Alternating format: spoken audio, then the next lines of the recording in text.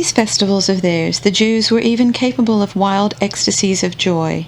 What a sight they were, for instance, on the night of the ending of their most solemn sacred day, the Day of Atonement, when their high priest issued from the mysterious Holy of Holies, unharmed by his contact with supreme sanctity.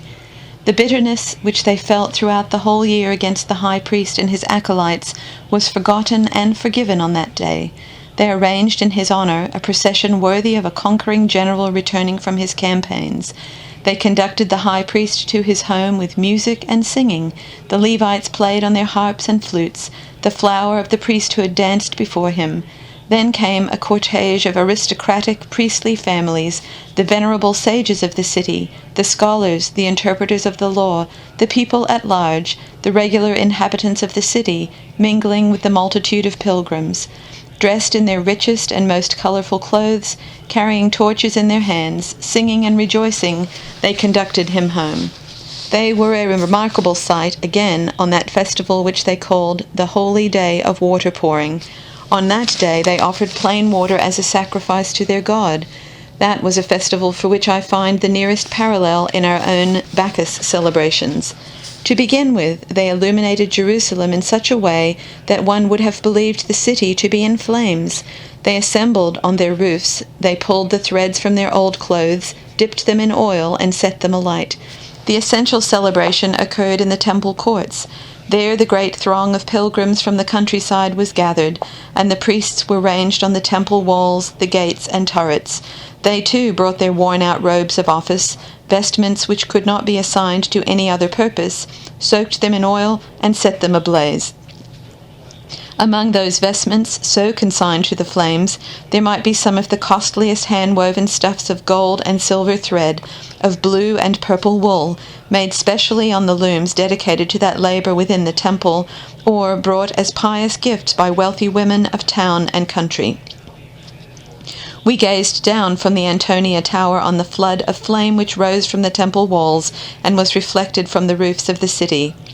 One might have thought the city was being sacked, but the crackle of the flames was drowned in the singing, in the joyous shouting which accompanied the wild dancing of the frenzied crowds in the temple area and in the narrow streets.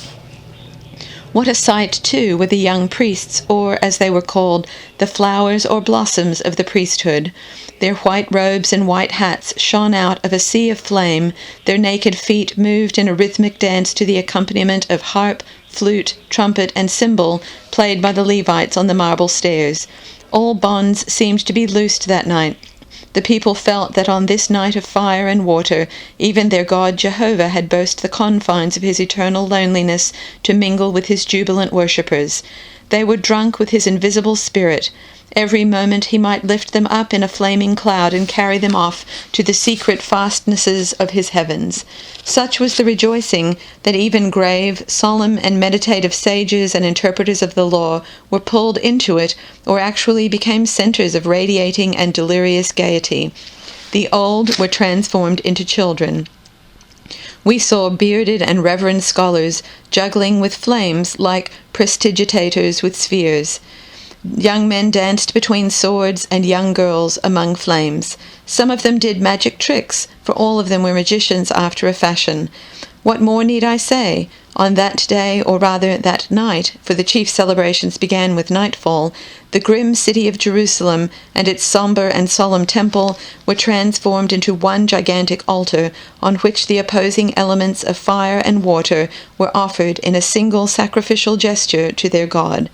Astonishingly enough, their spiritual leaders were not their high priests, but their interpreters of the law, or, as they called them, their rabbis. Their influence over the masses was enormous, and the people followed them blindly.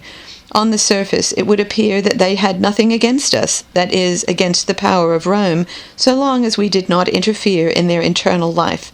Inasmuch as their internal life consisted of their religious service and their study of sacred lore, we had neither reason nor inclination to interfere, but we could never tell what their intentions were and what they were plotting. looking at them in their shops or booths between the columns in the temple courts, looking at their rabbis with the long ritual fringes hanging from their clothes, with the leather straps bound on arm and forehead, observing them as they argued fiercely about some point of law, I could not help feeling that they were not the innocent lambs they pretended to be. The one good feature of the situation was this: however deep their hatred for us, the alien power, still deeper was their hatred and contempt for the power of their own. They had rather, 1,000 times over, submit to the rule of Rome than to that of the house of Herod, which they despised. But what love, what reverence, what inmost devotion they accorded their rabbis, their yea and naysayers. Their rabbis always moved amid throngs of pupils, like kings amid their bodyguards. The pupils kept their eyes fixed on the lips of their rabbi, so as not to lose a single word of interpretation and exegesis. Often these rabbis were sprung from the lowest ranks of the people. I saw among them such as lived in the most miserable section of the city, in huts consisting of plaited twigs. Round one of these huts, scores and hundreds of pupils would gather, waiting for the rabbi to finish his work and issue forth to interpret and teach the law. Others, again, were day laborers and field workers, paupers who had not so much as a decent garb to throw about themselves, and they would have gone naked if not for the generosity of their pupils. Some of these rabbis were lean with starvation. One that I saw was so withered that one could follow the descent of each bite of food down his throat. I was told that because of some vision of calamity he had taken the vow of fasting on himself, but others abstained from food simply because they had nothing to eat. They took no payment for their teaching, no matter how rich their pupils. More than once I saw, amid the throng which followed such a pauper or day laborer, and he might not be venerable with age, riders in fine linen on richly caparisoned asses. Sometimes the rabbi would be quite a young man, and old people would be following him and listening to his words with the utmost respect. I have never been able to understand wherein lay this profound power which they wielded over the people. For the people as a whole, and not only the following of pupils, was prepared to obey them in all things, no matter what dangers were entailed. We were, frankly, afraid of the power of the learned, and we kept close watch on them. It did not take me long to discover that our most natural allies in this atmosphere of hostility were the members of the higher aristocracy, with the high priests at their head. They belonged, moreover, to a party which psychologically approached our manner of thought. I shall not enter here into a detailed discussion of the differences between their parties. The subject may not be without importance, but the pursuit of it is invariably accompanied by a headache. I do not know whether this party was really as fond of Rome as it pretended to be, but I do know that the situation of the aristocratic families was such that they fell naturally into our hands. Without our help, they could not have remained where they were for a single day, and their need of us was greater than ours of them. By no stretch of the imagination could it be said that they were beloved of the people, all these high priests and their retinue of servants, Levites, singers, and sycophants.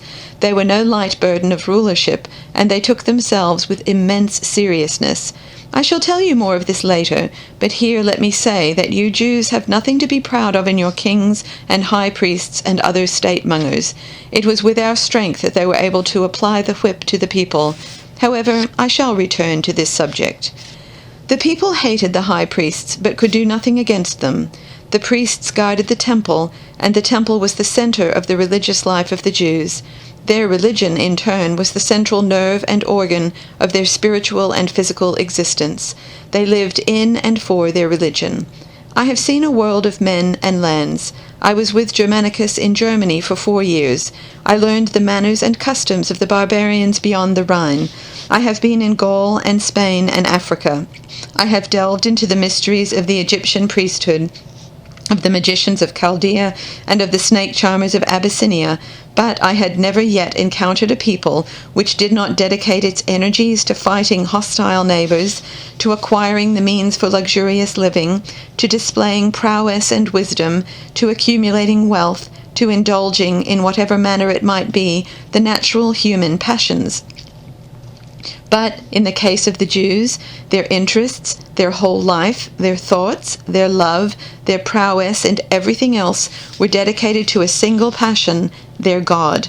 On him they concentrated their being, and on how to carry out his commandments down to the minutest and strangest ritualistic details.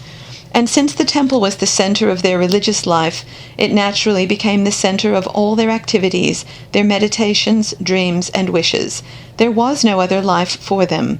Thus, the high priest became not only the director of religious functions, but the ruler in effect of the whole people. He was the highest religious functionary, and, at the same time, the uncrowned king. He could send out his messengers to arrest Jews, even beyond the frontiers of Judea.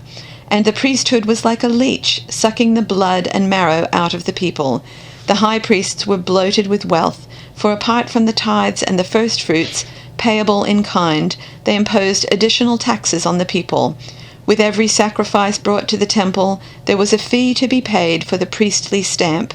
When the poorest of the poor came bearing their doves, or a twig of incense, or a jar of wine, or a cruse of oil, or a measure of flour, there was something to be paid to the priests. And then the meat of the sacrifices.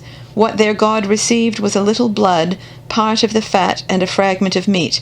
The remainder went to the high priests. All these tithes went into the hands of a few families who divided among themselves the highest temple offices. The lower ranks of the priesthood, members of obscure families, lived in poverty. Theirs was the work. One might compare them to a slave class. There were also, among the lower levels of the priesthood, rebels and troublemakers who had a hand in every uprising.